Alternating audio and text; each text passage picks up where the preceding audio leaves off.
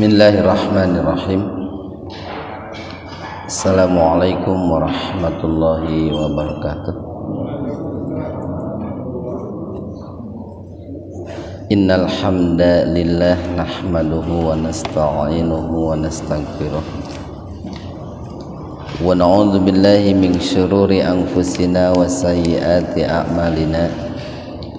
May yahdihillah fahuwal muhtadi wa may yudlilhu falan tajida lahu waliyyan mursyida.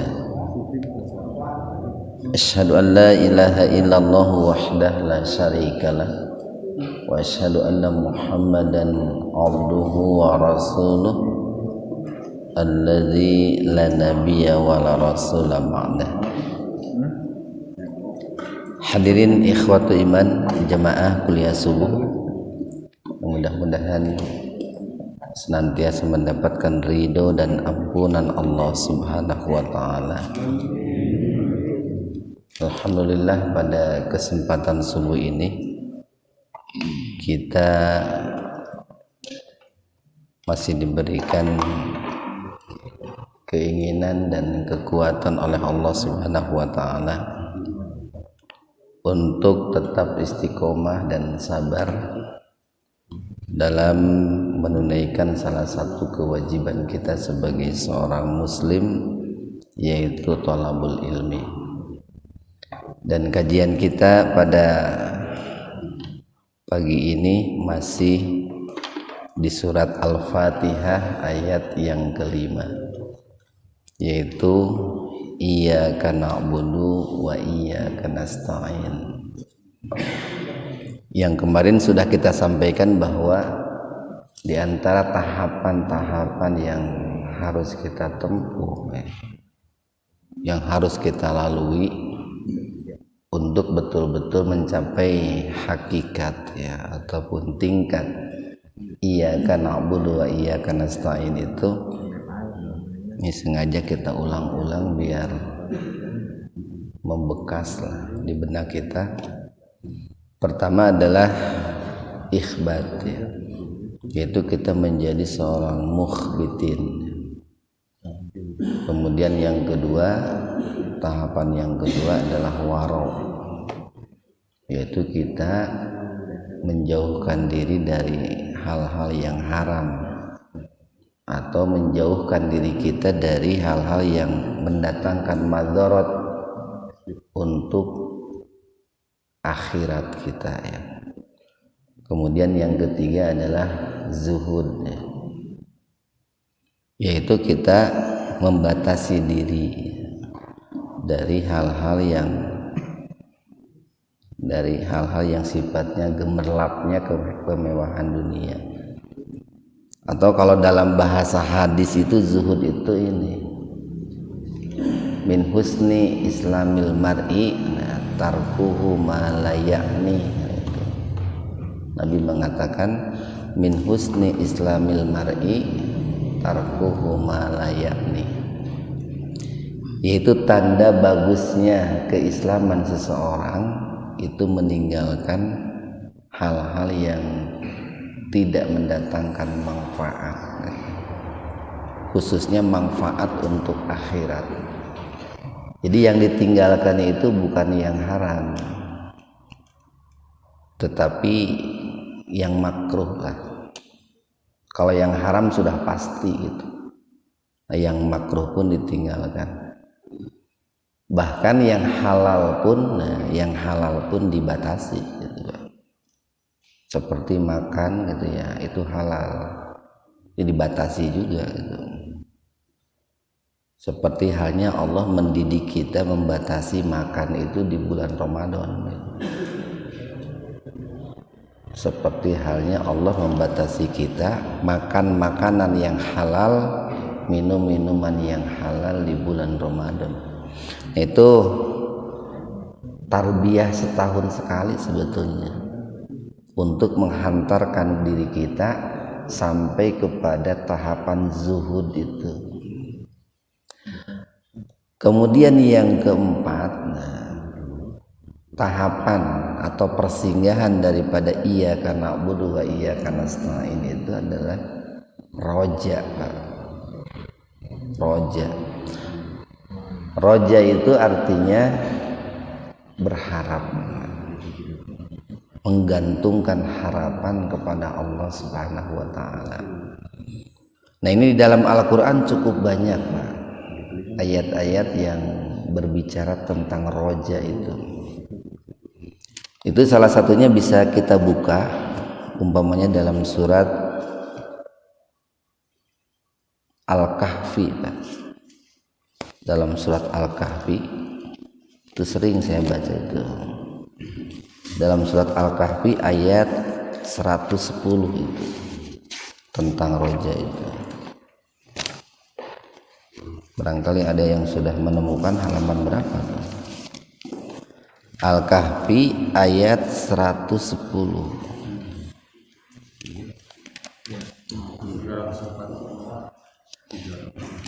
Halaman 300. Nah, itu.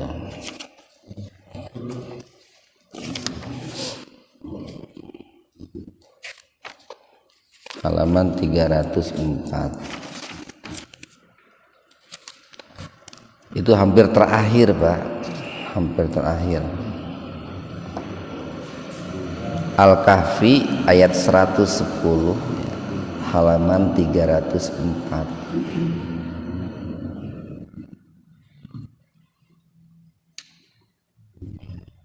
Pamangkana di pertengahan ayat, Pak. Qul innama ana basyarum mitslukum yuha ilayya annama ilahukum ilahu wahid. Nah, faman kana yarju, nah itu ada kata-kata yarju. Faman kana yarju liqa'a rabbih falyamal amalan sholihan wala yusrik bi ibadati rabbih ahada. Katakanlah sesungguhnya aku ini, maksudnya aku di sini adalah Rasulullah sallallahu alaihi wasallam. Sesungguhnya aku ini hanyalah basar, ya, hanyalah manusia biasa. Ditinjau dari sisi basariyahnya, ya, dari tampilan luarnya atau dari jasmaniyahnya, dari fisiknya, Rasulullah itu sama manusia biasa seperti kita secara jasmani, Pak. Secara lahiriah beliau itu bisa haus, ya, bisa lapar, dan bisa sakit juga. Tetapi yang membedakannya itu yuha ilayya. Nah, yuha ilayya, diberikan wahyu kepadaku. Nah, ini perbedaan yang sangat jauh, ya, antara Nabi Muhammad atau antara kita sebagai umatnya dengan Nabi Muhammad. Beliau diberikan wahyu. Sisi rohaniyah beliau itu sangat luar biasa. Tidak ada yang menandingi dalam hal sisi rohaniyah. Nah, apa isi wahyunya itu? Annama ilahukum ilahu wahid. Nah, itu inti dakwah Nabi Muhammad. Bahkan seluruh nabi dan rasul itu semuanya sepakat menyampaikan bahwa tidak ada ilah yang wajib diibadahi. Kemarin sudah kita sampaikan tuh tentang tauhid uluhiyah itu. Tidak ada ilah yang wajib diibadahi, yang wajib diagungkan, yang wajib diminta pertolongan, yang wajib dicintai, yang wajib ditakuti, itu kecuali hanyalah Allah yang wahid. Kalau dalam Al-Ikhlas, Allah yang ahadnya, yang ahad, itu Allah yang esa. Maka kalimat berikutnya itu faman kana yarjuna, barang siapa yang berharap liqa'a rabbih, bertemu dengan Allah. Barang siapa yang rindu bertemu dengan Allah, syaratnya itu satu, falyamal amalan sholihan, maka dia itu harus melakukan amal soleh, dia harus beramal soleh. Kemudian yang kedua, wala yusrik bi ibadati rabbih ahada, dan dia tidak menyekutukan peribadatannya dengan seorang pun. Jadi ketika dia beribadah kepada Allah, betul-betul dia ikhlas karena Allah. Nah, tadi kita katakan bahwa dalam ayat tersebut ada kata-kata yarju. Itu asal katanya itu roja, itu berharap.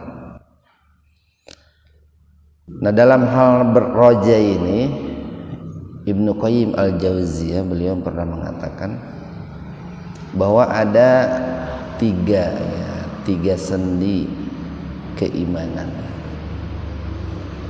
yang apabila tiga sendi keimanan itu ada dalam diri seseorang, termasuk dalam diri kita, maka nanti iman kita itu akan stabil, iman kita itu akan ini. Sendi itu kan fungsinya itu untuk ini Pak, untuk merilekkan, biar tidak kaku lah, biar tidak kaku. Kan kalau lihat dalam hadis itu kita itu memiliki 360 persendian gitu ya. Tubuh kita ini memiliki 360 persendian. Hiji ya Pak, persendian terganggu, umpamanya persendian tuur Pak, hiji itu teh, efek nanti kemana-mana gitu. Erek sujudnya hese teh, bujur teh pang paneri nanti luhur. Itu gara-gara persendian tuur terganggu, erek duduk hese. Makanya Nabi menyarankan itu harus diberikan sedekah itu Pak. Kita diberikan nikmat persendian itu harus bersedekah. Sedekah yang paling sederhananya itu adalah kita bersyukur dengan sholat duha itu Pak. Jadi sholat duha teh tong diorientasikan hayang beungar, orientasikan dalam rangka bersyukur kepada Allah, salah satunya mensyukuri nikmat persendian. Atau lamun persendian rahang kita we kaku Pak, rahang kita kaku gitu, rada bengkok gitu teh, hese itu teh.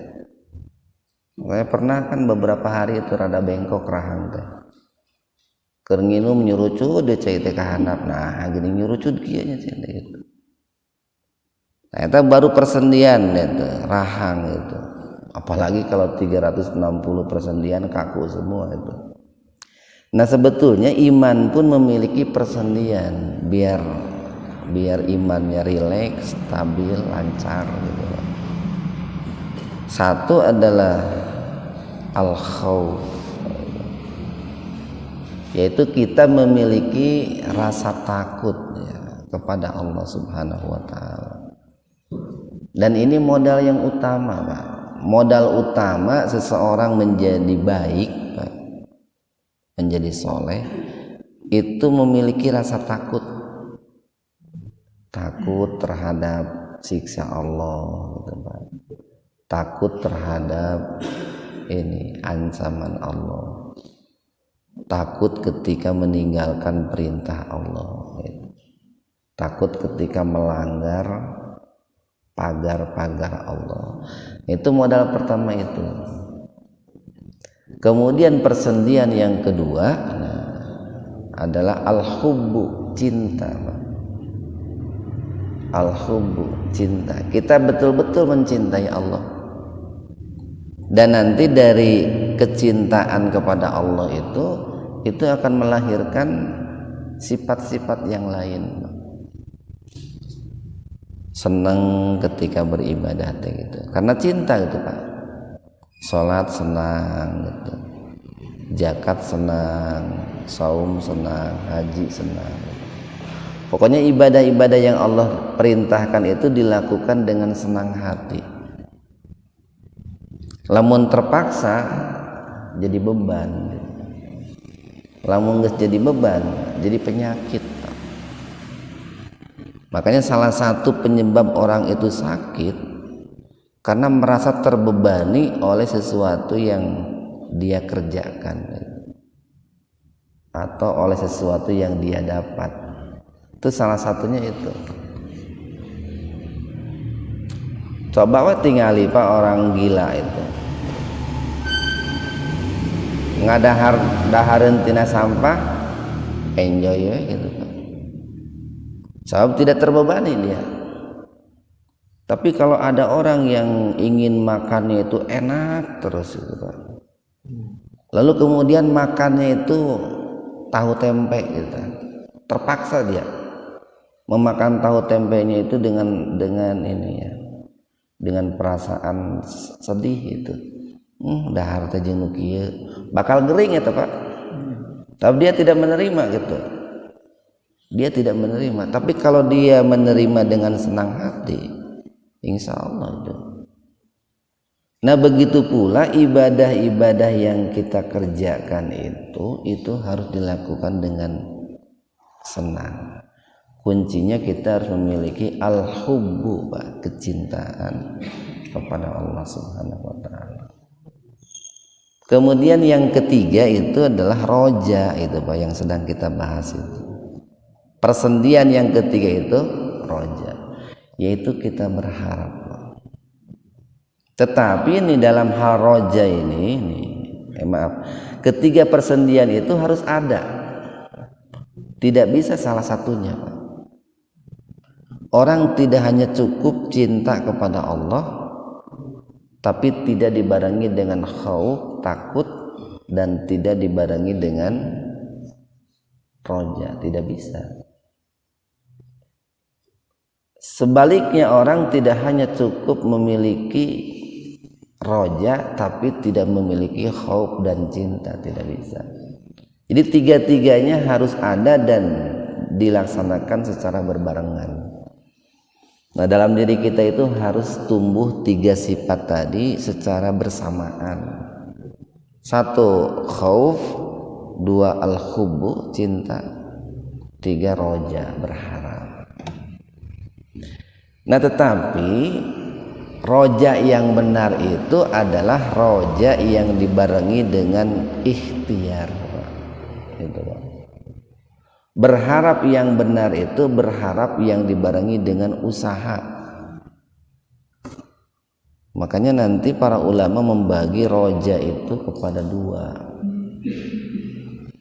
Ada rojanya yang terpuji ya. Ada roja yang terpuji. Yang kedua ada roja yang tercela. Nah roja yang terpuji itu adalah roja yang dibarengi dengan usaha. Umpamanya nih orang seorang yang berdosa Pak. Umpamanya ada orang berdosa. Nah dia berharap mendapatkan ampunan dari Allah. Lalu dia barengi dengan bertaubat. Harap mendapatkan ampunan itu dibarengi dengan taubat. Nah itu roja yang betul seperti itu. Dia berharap masuk surga,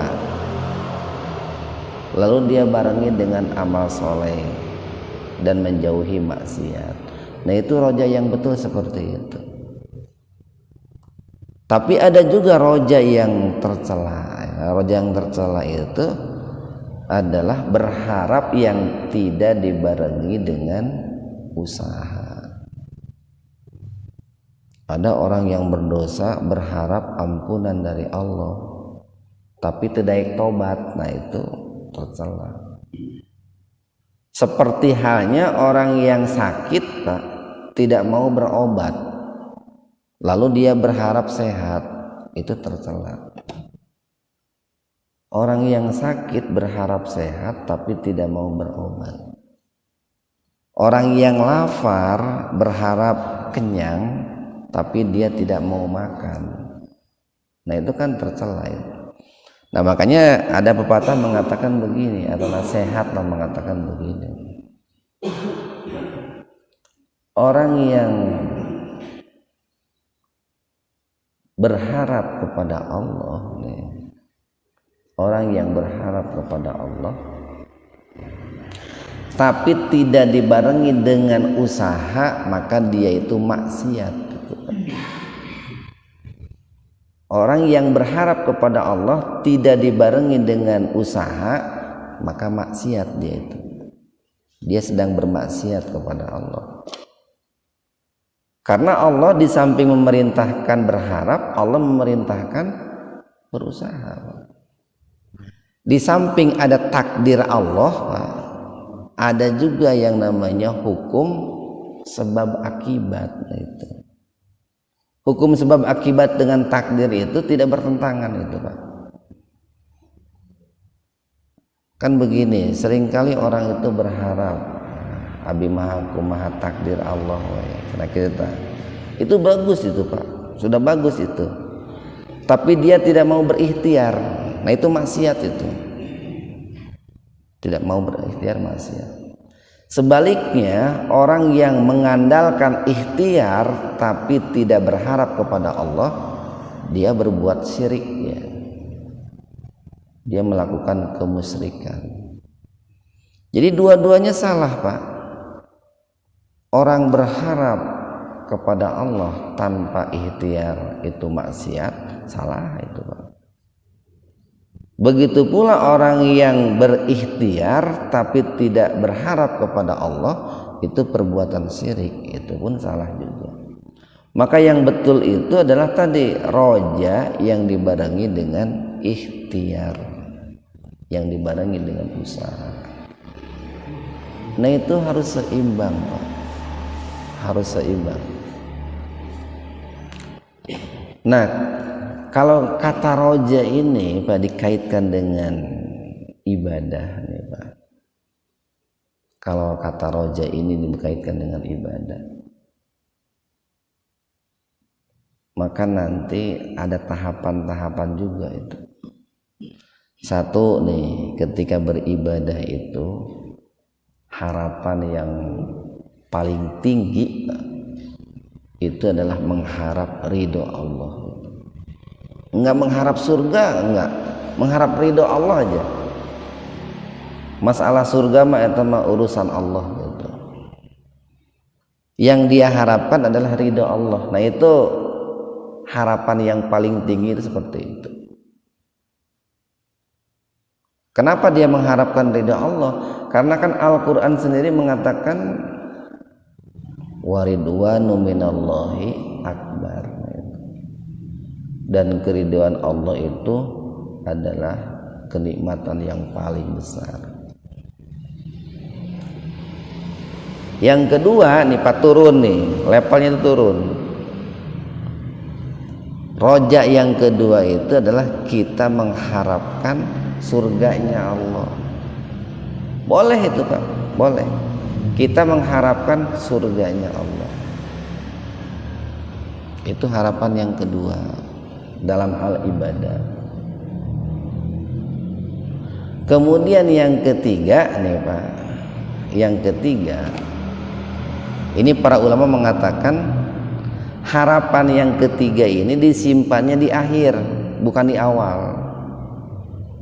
Kalau yang tadi mengharapkan ridho Allah dan surganya Allah, itu boleh dilakukan dalam niat, Pak. Saya mau sholat duha gitu, yang mendapatkan ridho Allah gitu, Pak. Saya mau sholat duha ingin mendapatkan surganya Allah, itu boleh disimpan di awal sebelum sholat duha. Tapi yang ketiga itu mestinya di akhir, disimpan dalam doa itu, Pak. Setelah sholat duha, ya Allah, mudah-mudahan dengan wasilah sholat duha yang dilakukan itu Engkau memberikan rizki kepadaku. Jadi dia berharap sesuatu yang sifatnya duniawi, Pak. Kalau yang tadi yang dua, keridhaan Allah dan surganya Allah, itu berharap yang sifatnya ukhrawi di akhirat.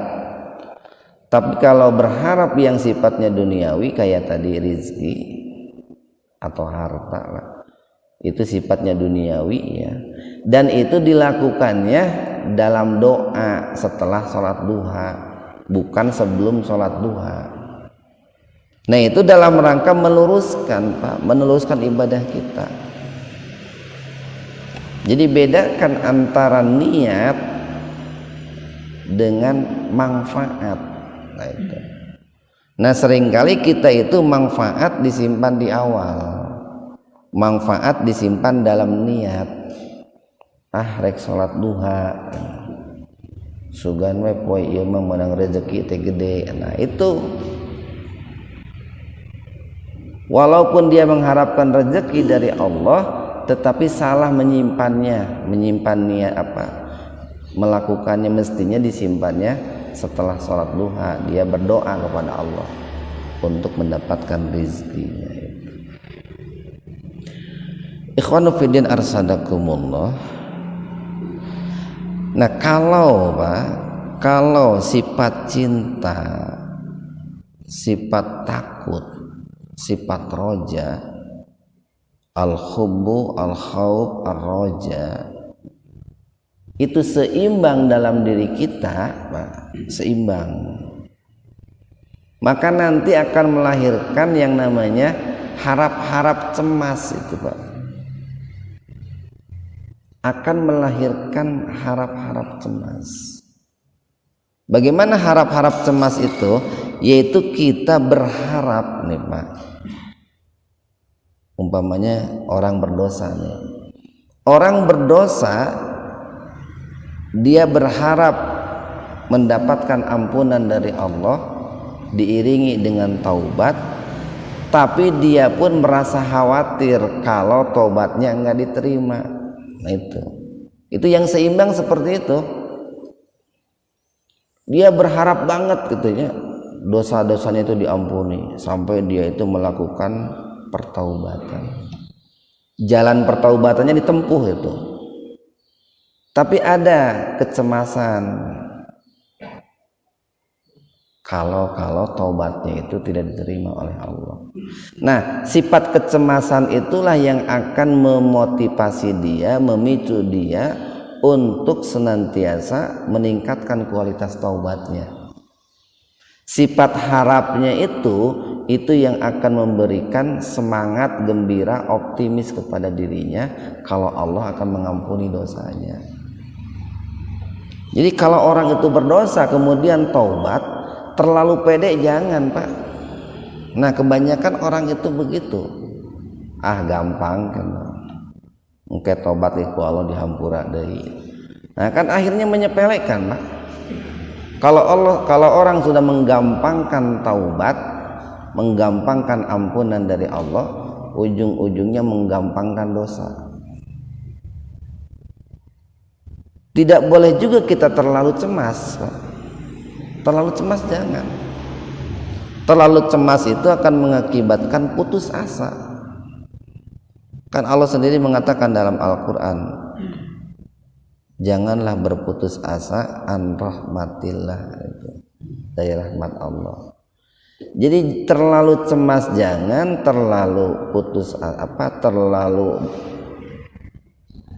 pede juga jangan, terlalu percaya diri jangan. Tengah-tengah Pak, seimbang antara al-khauf, ar-roja, al-hubbu, maka nanti lahirlah sifat harap-harap cemas.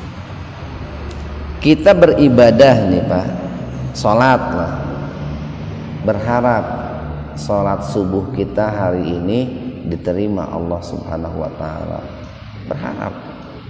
Tapi kita pun harus cemas, kumaha lamun teu diterima ya sholat subuh gitu, kulantaran malaweung ngalamun gitu. Nah kalau orang sudah memiliki sifat seperti itu, akan terus itu sholatnya itu dikoreksi Pak, akan terus dikoreksi. Nah itu persinggahan yang keempat, roja itu tahapan yang keempat untuk mencapai hakikat iyyaka na'budu wa iyyaka nasta'in. Makanya ketika beribadah apapun itu ketika beribadah apapun dia sertai itu dalam hatinya itu. Ya Allah, mudah-mudahan amal soleh saya, tolabul ilmi saya, sodakoh saya diterima oleh Allah Subhanahu wa ta'ala, sambil dikoreksi. Nah, itu munculnya koreksi itu karena kecemasan, Pak. Naon kelemahanana ya tina salat teh gitu, Pak. Naon kelemahan saya dina sodakoh teh, koreksi gitu.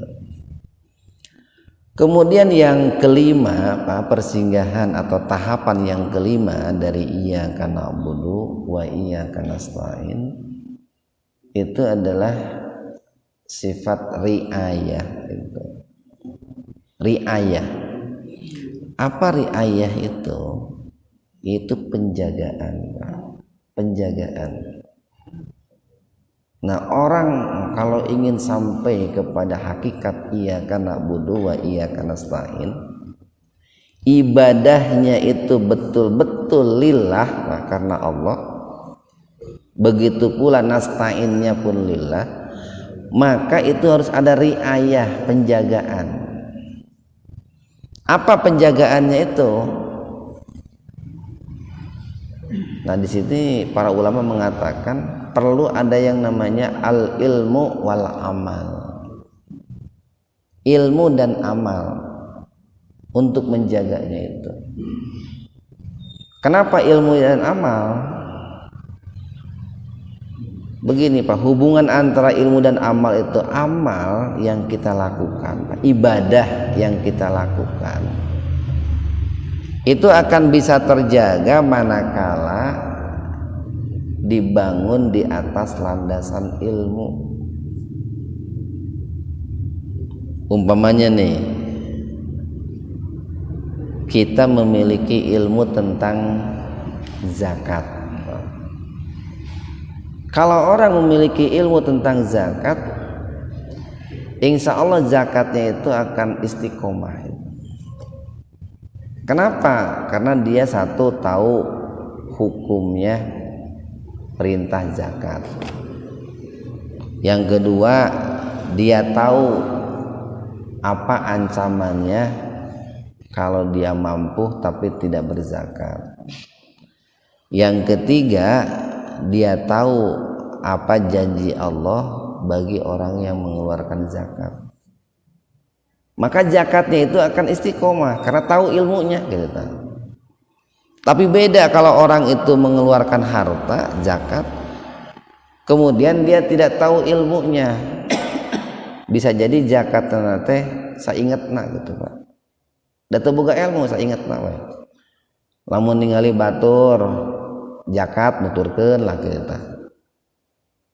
Nah, itu kalau tanpa dibarengi dengan ilmu. Kemudian begitu pula apa sebaliknya, yang namanya ilmu itu akan terjaga manakala dibarengi dengan amal. Jadi amal akan terjaga manakala dibangun di atas landasan ilmu. Ilmu akan terjaga manakala dibarengi dengan amal. Apa yang sudah kita pelajari, yang sudah kita baca, yang sudah kita fahami, itu diamalkan. Kenapa harus diamalkan? Satu sisi kan itu perintah Allah, di sisi lain agar ilmu yang sudah kita dapatkan itu membekas, Pak, dalam diri kita.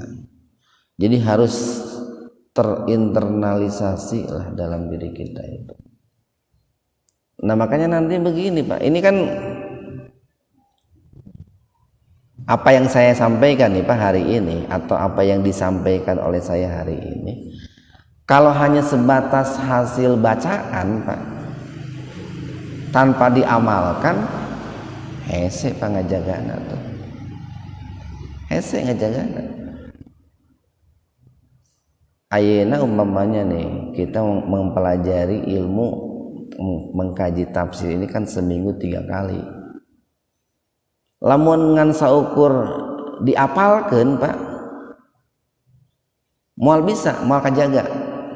Tapi lamun dibari diamalkeun gitu, mau bari amalkeun, maka otomatis itu akan menjadi ilmu tersendiri itu. Jadi teu kudu ngapalkeun deui kan gitu. Da saya ge lamun ceramah di dia tara ngapalkeun heula Pak gitu. Tapi lamun ngapalkeun heula mah erek kumaha iraha waktuna ngapalkeun gitu.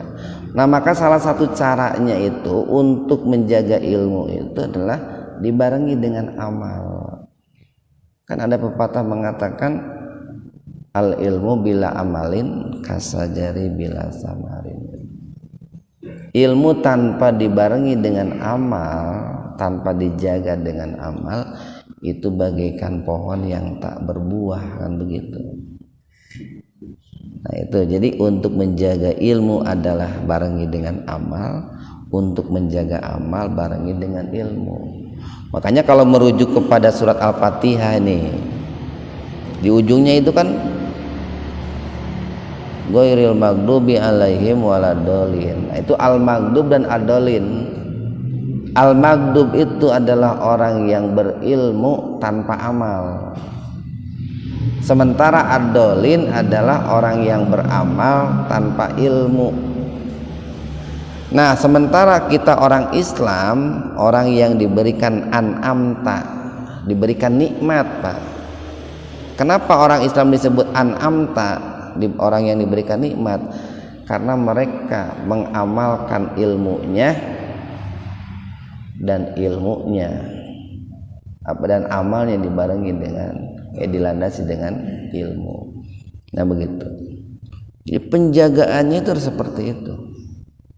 Jagalah iyyaka na'budu wa iyyaka nasta'in itu dengan ilmu dan juga dengan amal.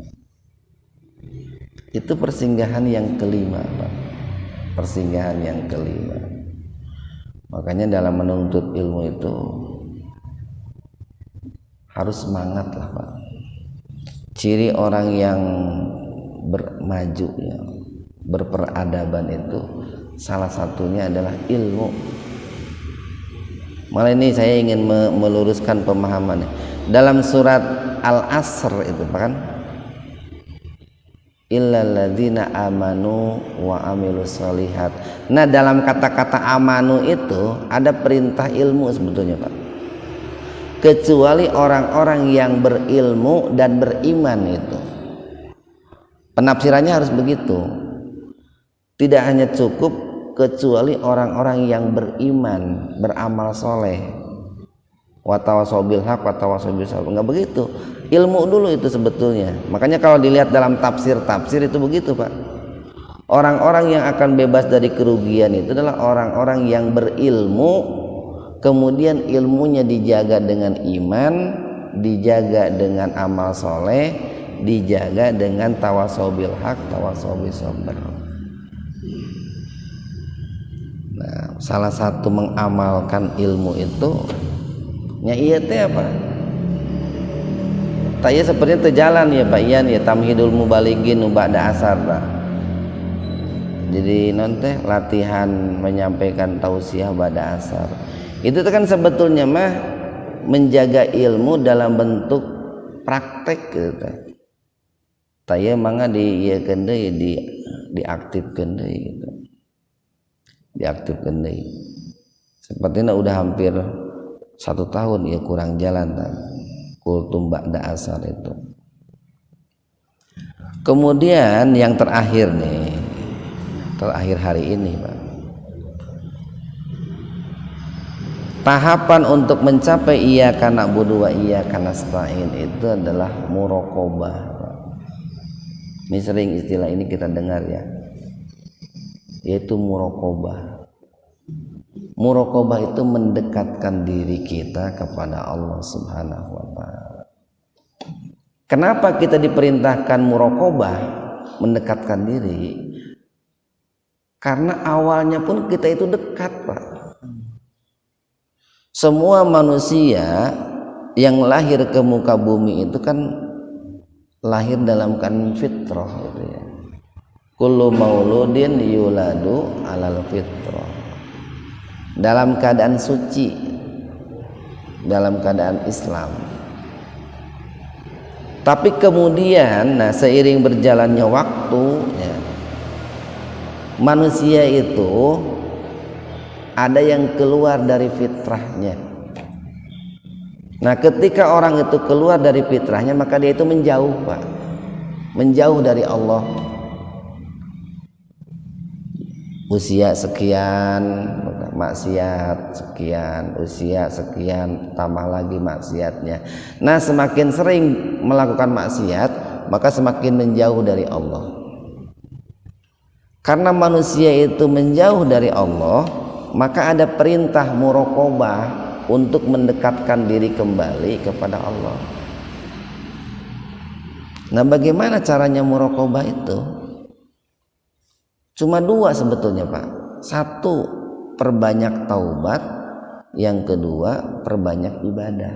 Itu kunci muraqabah itu dua. Satu, perbanyak taubat. Yang kedua, perbanyak ibadah. Kalau dalam istilahnya orang-orang tasawuf itu, Pak, itu ada yang disebut dengan istilah takhalli dan tahalli itu, Pak. Takhalli itu membersihkan diri dari dosa, Pak, itu dengan taubat. Tahalli itu mengisi diri dengan ibadah, memperindah diri dengan ibadah. Sama lah, Pak, seperti ganti oli gitu, Pak. Ganti oli motor, mobil kan gitu. Oli motor yang lama dikeluarkan, Pak, dikuraskan, malah ditiup pakai kompresor kan gitu, tak. Setelah oli lama yang jelek itu keluar, baru kan diisi dengan oli yang baru. Nah, cara muraqabah pun seperti itu. Perbanyak taubat ya, istighfar, mohon ampun kepada Allah. Kemudian setelah itu hiasi, perindah diri kita itu dengan melakukan amalan-amalan soleh, dengan melakukan ibadah-ibadah. Nah, insya Allah dengan begitu orang yang sempat menjauh dari Allah itu akan kembali lagi dekat dengan Allah. Makanya ibadah-ibadah yang kita lakukan sekarang, Pak, ini sholat subuh tadi itu, kita sekarang ngaji atau ibadah-ibadah yang lain itu nanti, itu dalam rangka mendekatkan diri kepada Allah gitu. Eta Pak, untuk meraih ridwanullah. Kan suka ada yang tadi yang saya katakan keliru gitu ya. Ada orang yang ibadahnya itu bukan untuk Allah, tapi niatnya teh hanya untuk dirinya aja gitu tah. Segala rupa ibadah teh hayang beunghar ujungna teh gitu tah. Kadinya orientasina teh ngalakukeun ieu hayang beunghar, ngalakukeun itu hayang beunghar, sehingga lamun teu beunghar teu ibadah deui gitu. Hayang capek-capek ibadah teu beunghar-beunghar lah cenah. Geus eureun lah cenah. Capek-capek ibadah ge cenah gering teu cager-cager, geus salah eureun tah. Nah, itu orang yang ibadahnya itu hanya orientasinya kepada dirinya itu. Beda kalau orang yang ibadahnya itu dalam rangka mendekatkan diri kepada Allah atau ingin meraih ridhonya Allah Subhanahu wa taala. Nah, mudah-mudahan ada hikmah dan manfaat untuk kita semua. Wabillahi taufiq wal hidayah. Assalamualaikum warahmatullahi wabarakatuh.